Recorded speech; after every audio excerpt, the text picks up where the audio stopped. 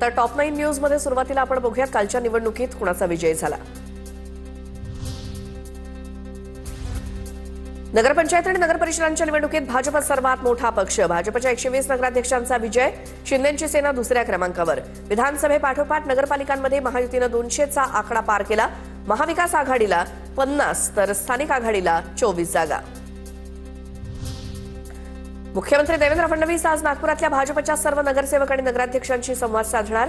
दुपारी 1 वाजता रामगिरीवरती मुख्यमंत्र्यांकडून सर्व नगराध्यक्ष आणि नगरसेवकांना निमंत्रण।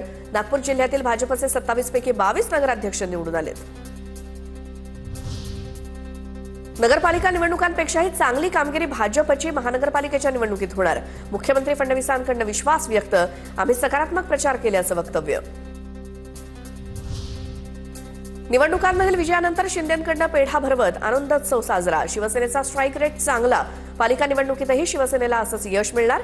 शिंदेंकडून विश्वास व्यक्त। चंद्रपुरात 7 नगरपालिकांमध्ये काँग्रेसनं उधळला विजयाचा गुलाल। पराभवानंतर मुनगंटीवारांचा पक्षालाच घरचा आहेर। 4 जिल्ह्यात एकालाही मंत्रिपद न दिल्याचा फटका बसल्याचं वक्तव्य। महाविकास आघाडीत काँग्रेस नंबर 1। ठाकरेंचं सर्वात खराब प्रदर्शन। काँग्रेस 31, ठाकरेंची सेना 9 आणि पवारांच्या राष्ट्रवादीची 10 जागांवर आघाडी। या निवडणुकांमध्ये सत्ताधाऱ्यांकडून पैशाचा मोठ्या प्रमाणात वापर। नगरपरिषद आणि नगरपंचायत निकालानंतर ठाकरेंच्या सेनेच्या अनिल परब यांची प्रतिक्रिया। अंतर्गत पक्षप्रवेश करायचा नाही अशी भूमिका घेतलेली होती। ठरलेलं असताना सुद्धा महायुतीत अंतर्गत पक्षप्रवेश झाले। पिंपरीतल्या फोडाफोडीवर अजित पवारांची प्रतिक्रिया।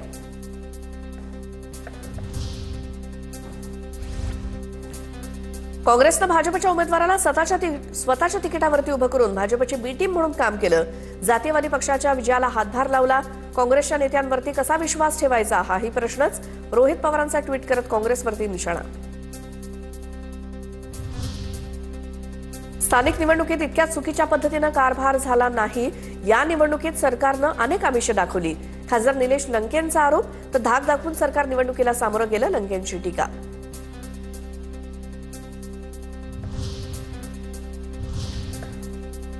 आता टॉप 9 घडामोडी बघूयात महानगरपालिका निवडणुकीच्या रणधुमाळी संदर्भात।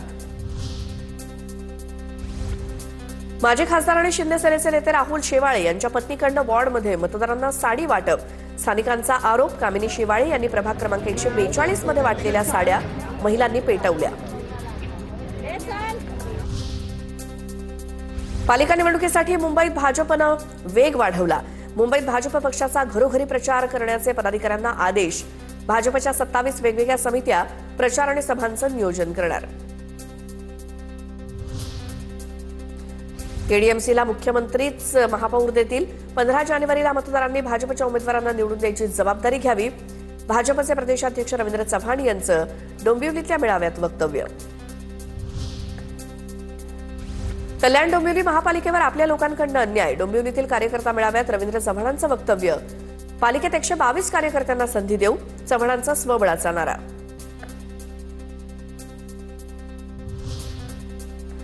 मुंबई महानगरपालिकेवरती विकासाचा झेंडा फडकवायचा आपल्याला कुणीही हरवू शकत नाही।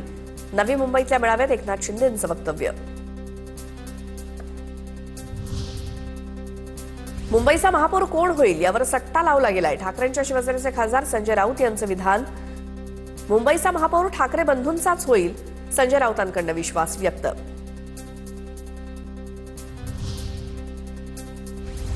आगामी महापालिका निवडणुकीत विकासाच्या नावावर मतं मागा, कुणाला दारू पाजू नका, इलेक्शन मॅनेज करू नका। केंद्रीय मंत्री नितीन गडकरींचा कार्यकर्त्यांना सल्ला। विधानसभा उपाध्यक्ष अण्णा बनसोडेंचे पुत्र सिद्धार्थ बनसोडे निवडणुकीच्या रिंगणात। सिद्धार्थ बनसोडे पिंपरी चिंचवड महानगरपालिका निवडणुकीसाठी नशीब आजमावणार। मंत्रिपद दिलं तर मी नक्कीच स्वागत करेन। माझी इच्छा असली तरी मी थेट शपथ थोडी घेऊ शकतो, सुनील शेळकेंचं वक्तव्य। तर माणिकराव कोकाटेंच्या राजीनाम्यानंतर रिक्त असलेल्या मंत्रिपदावरती शेळकेंची वर्णी लागणार अशी चर्चा।